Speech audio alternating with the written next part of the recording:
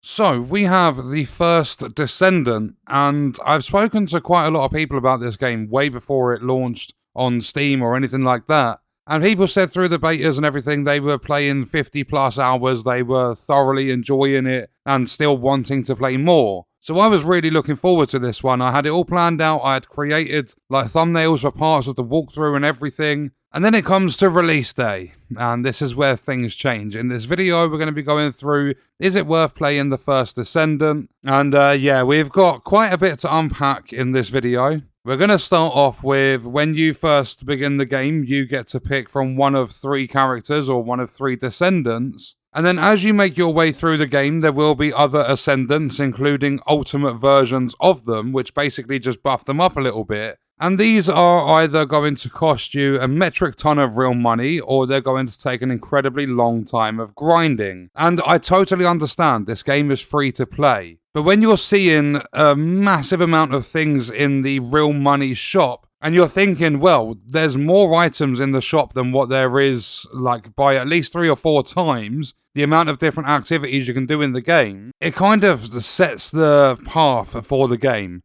I jumped on this game, played about 7 hours with Pete and Lewis, and at the start it felt quite good. The game was running really smooth, it looked fantastic, and then you get about 2 or 3 hours in and it starts to become a slog. And then you get 4 or 5 hours, maybe a little bit further into it, and you're like, do I really have to do this? Like, is there any point in me playing this? And I'm going to have to agree with a bunch of different reviews on Steam. You might as well go and play Warframe or Destiny. This game does absolutely nothing better than either of those games. I haven't played much of Warframe, and I can tell you from what I have played of it that it's already better than this game. What this game does is it chucks you into a random world, it gives you a few different missions, which by the way, even in a group, you have to separately start it. Every single player has to individually go and accept these missions. It starts you off with small missions that literally take 2 minutes each. After you've done a few of them, you move on to something that's a dungeon, and it says 20 minutes or less for the estimated completion time, and the first dungeon takes you maybe 8 or 9 minutes. And you're like, okay, we're going to be progressing through this game pretty quick, and then you get hit with these random missions that like take far too long for no reason at all. But in between these dungeons and stuff, you have to go do a load of talking. You go to one person in the main hub, or the HQ, whatever they want to call it. Then you go downstairs and talk to another person. Then you go back upstairs and talk to person number 3. Or you want to go check out the gun shop that only sells level 1 guns when you're level 20 plus. And it's just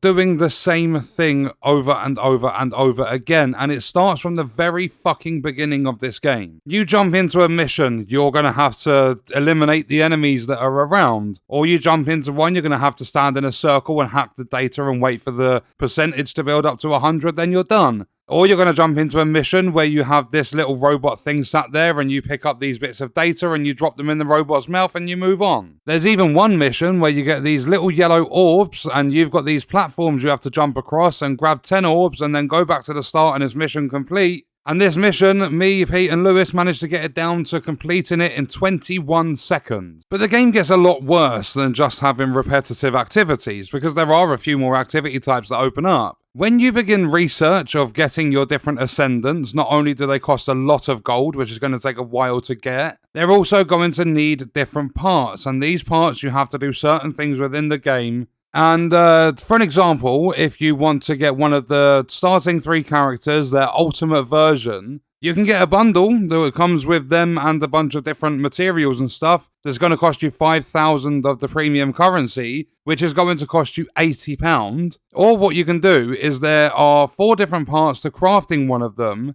You get 3 parts that you can go out and farm, and you get 1 part that you have to do a specific activity and get luck for it to drop. But these 3 separate parts aren't just go and get these materials and craft this part. All of the research takes time. And if I remember correctly, each of these were taking 18 hours, these 3 parts. So for 3 of them, that's 54 hours. That's 2 days, 6 hours. And then once you have all of the available parts, your research time to craft the actual character, or the descendant, is 1.5 days. So it's going to take you 6 hours short of 4 days of nothing for you to research a character. Either that, or you can go and spend a shit ton of money in the store and buy the character. There's loads of boosters and stuff you can buy. There's weapons and things you can buy. There's so many different things you can purchase with real money. It's unbelievable. Even for a free-to-play game. There's even mobile game features in this within the microtransaction store, because you buy, for an example, let's just say, or not even in the microtransaction store, let's say you're researching a weapon and it's going to take 4 hours. You can accelerate the time, like that research time. You can speed it up so it doesn't take 4 hours, but it's going to cost you premium currency. That's something you would see in fucking Clash of Clans. So even as a free-to-play game, they are adding in mobile microtransactions, which is really bad. And as I said, there's a bunch of boosters and stuff, so you can earn gold faster and basically stop the grind. But as you make progress through these different areas that you're going to, the missions are all the same. But what they do is, instead of you going and eliminating a bunch of enemies, then taking down a big boss dude or an elite, what you're going to have to do is go and take down a bunch of enemies, then run for about 5 minutes flat to get to the next area, then take down a bunch of enemies, then run for another 5 minutes, then take down a bunch of enemies, and then take down an elite. Exactly the same, but they pad out the mission length as you get further into the game, and nothing ever changes. As I said, we spent 7 hours on this game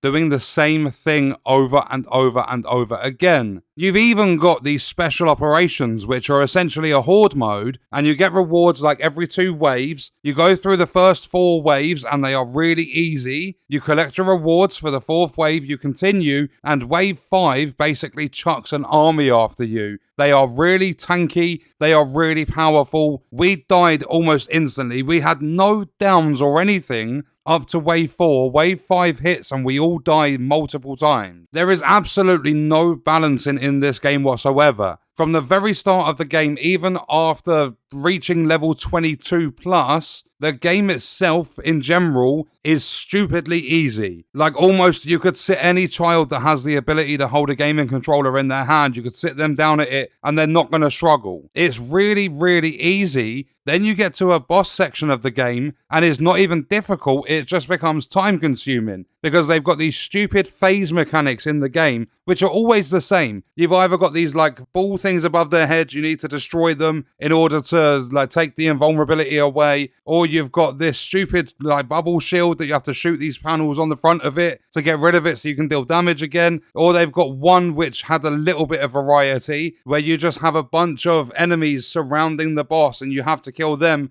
before you can deal damage to the boss. And that is basically it. That's all there is to the game. You start off the game with your First Descendant, you start leveling up by doing the really small, short missions. Then you go into a dungeon, then you go back to the headquarters, you speak to people, you go to the new area, you speak to people, you do the same small missions, you do a dungeon. And not only that, on top of all of that, when you want to make progress to a new area, you have to take down, I can't even remember what they're called, it's void something battles or something like that. It's basically like area bosses, like these big gigantic bosses that are much tougher than any other boss, which again are just time consuming. You have to take one of these down in order to progress to the next area as part of the story. And what they'll do is they will make you sit around level 8 or 9 so that you've got to go do another couple of missions before you can take down the level 10 boss. And then the second boss, you have to be level 22, but you'll finish all of the main story missions up to that point by the time you're level 17. So you'll have to go and repeat the same missions over and over again, the short ones you've already done time and time again. You'll have to go and repeat them in order to get to level 22 to take down the second boss. So as you make more progress through the game, it just becomes more grindy to actually make even more progress. And it gets to the point where these normal difficulty void battles go up to level 95, then you get the hard version, which take you up to level 130. So every time, having to earn more XP for each level, you're going to have to spend more time doing the same boring, short, shitty missions in order to level up enough to go and fight the big void boss. And one of the things that really annoyed me, especially towards the end of our playtime, I'm going to pop up a screenshot now so you can see. Look at my minimap in the top left corner. I disappeared to go and do something quickly. I came back and Pete and Lewis had completed one run of this little short mission, and that minimap is how much loot I had sat there. I absolutely love the idea of loot, and I totally understand. I'm playing a looter shooter. but you get so much loot in this game. You spend so much time managing your inventory, it just makes it a slog. It's horrible the amount of loot you get, and there's never really a big increase to the abilities and stuff that you get from your different weapons and your set pieces on your, I can't even remember what they're called, your bonus things on the right-hand side of your inventory. There's not a lot to work for in this game, and then, to top it all off, to put the icing on the cake, you go and do a special operation or a dungeon or whatever it is, and you have your first, you have sights on your first ever Transcendent drop, which is like the best rarity you can get in the game or whatever. And then you have a look and it says, okay, this is exclusive to a specific Descendant. And then you have a look through your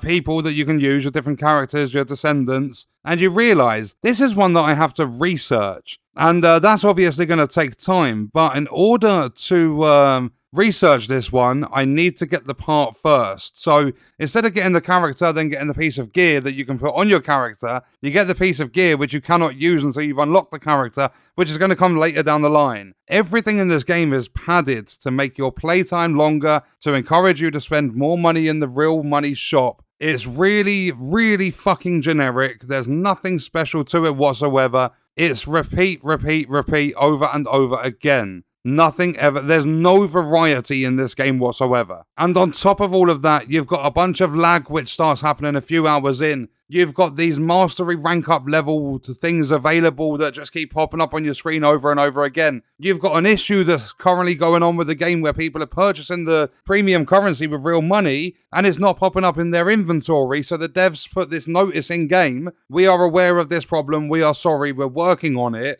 But it's in your feed on the bottom left corner, so you'll be able to see it as a notice, but it's also in a massive fucking red box at the top of your screen too. And this thing has 3 different stages of this notification, and it doesn't go away. There's so many things in this game that interrupt the flow of the game. I'm absolutely gutted. I was prepared to do a walkthrough. I had Stream Deck buttons set up. I had thumbnails created already. I had a schedule in place for it. It was going to be 1 video a day, 1 AM every single day until we got it done. We put 7 hours into it on the first day so that I could prepare some episodes and stuff in advance. And this is how the game has treated us. It was fine. It was really, really fun. There were a couple of cool mechanics. The first Void boss was really it was actually amazing to take down a boss that big. There were some fun elements in the first few hours, and then you get a little bit further in, and it's like, wow. You instantly start to notice how repetitive it is. There is no variety in this game whatsoever,